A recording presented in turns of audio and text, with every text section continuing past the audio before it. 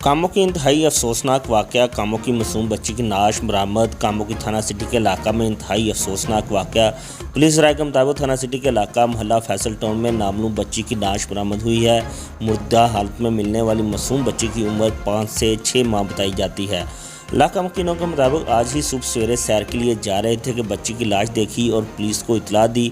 थाना city police ने मौका पर पहुंचकर लाश को कब्जा में लेकर THQ अस्पताल मुंतकिल कर दिया है। पुलिस का कहना है कि लगता है बच्ची के वर्सा की जानिब से खुद बच्ची को फेंका गया, जिसकी तहकीकात की जा रही है। SHO सिटी का कहना है कि शफाक मुलजमान को जल्द कानून के कटहरे में लाएंगे। आपको एक बार फिर बताते चलेंगे, कामों की मासूम बच्ची की नाश नाली से बरामद हुई है।